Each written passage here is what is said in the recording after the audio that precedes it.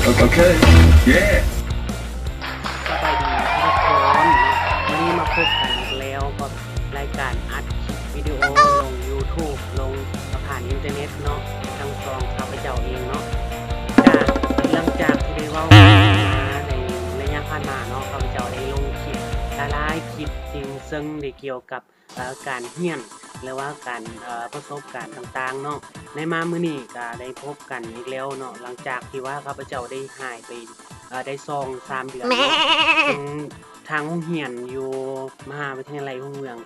เขาได้ปิดเทอมเนาะในเดือนภายในเดือน6เนาะข้าพเจ้าได้กลับบ้าน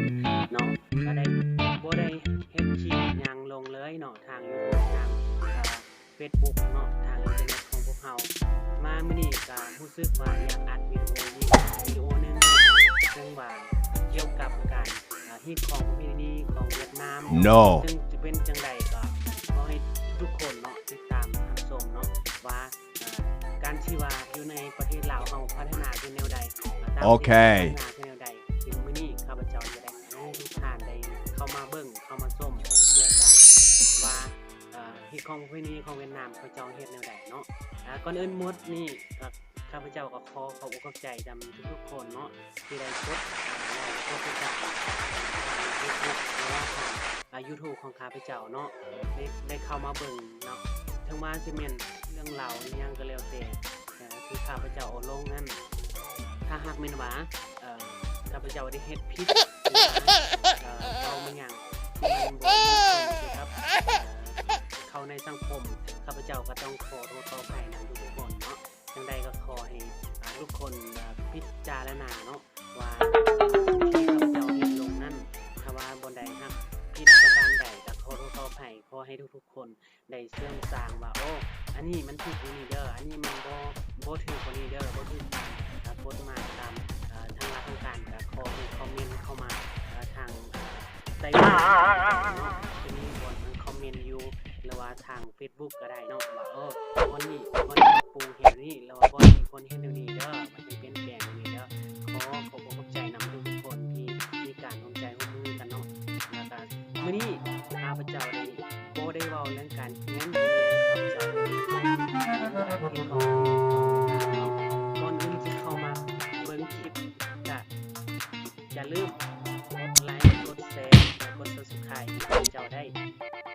ทาง YouTube นี่อย่าลืมกดกระดิ่งไปนำเพราะว่าจะได้มีการแจ้งเตือนล่วงหน้าให้ท่านได้รับชมก่อนหมู่เนาะถ้าข้าพเจ้าได้ลงคลิปหยังเกี่ยวกับหยังท่านจะได้รับชมก่อนหมู่เนาะอย่าลืมกด Subscribe เด้อไลค์กดแชร์ให้กับเจ้าแดเนาะให้เป็นกำลังใจให้ทางซองเจ้าเองเนาะแล้วก็ขอให้ทุกคนมีความสุขเกี่ยวกับมานี่เนาะเบิ่งบ่ได้ที่บ่ชัดเจนบ่ได้ที่บ่คล่องแคล่วใครสามารถติชมตำหนิติชมเข้ามาทางใต้วิดีโอของข้าพเจ้าเด้อข้าพเจ้าจะได้เปลี่ยนแปลงบ่ได้ข้าพเจ้าจะได้เปลี่ยนแปลงเนาะโอ้พระเจ้าจอร์จมันยอดมาก เข้ามาเบิ่งนั่นก็คือคลิปที่ข้าพเจ้าได้อัดไปมาโดนแล้วที่เกี่ยวกับเรื่องของประเพณีของเวียดนามเนาะข้าพเจ้าได้เฮ็ดข้าพเจ้าเอิ้นว่าเวียดนามข้าพเจ้าลินบุญยินเสียงเนาะของข้าพเจ้าเนาะ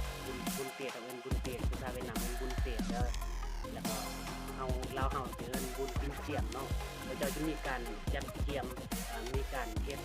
มีหยังพิธีมีหยังต่างๆบ่จะมีให้ทุกคนได้มาเบิ่งได้เนาะเอาไปกันเลย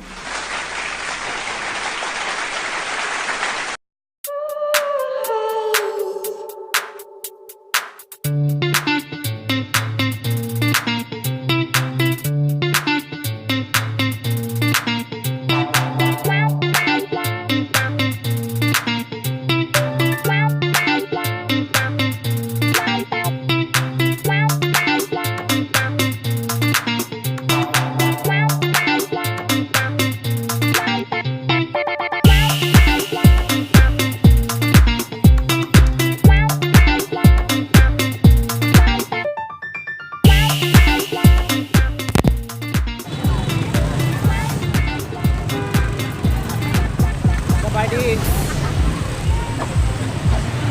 โอ้ไม่ทันไปเลยน้อย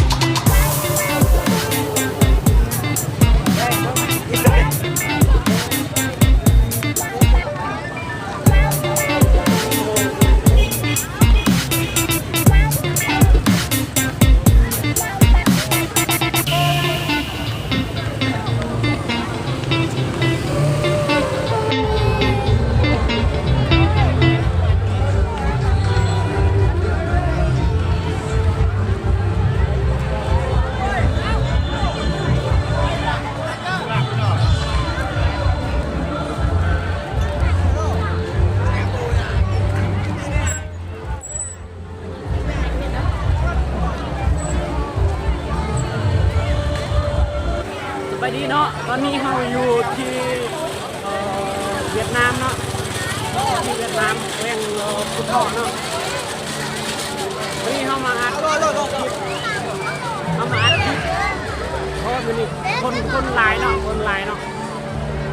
เรามาอัดคลิปอยู่ที่งานเสริมฉลองบุญปีใหม่เนาะไปดู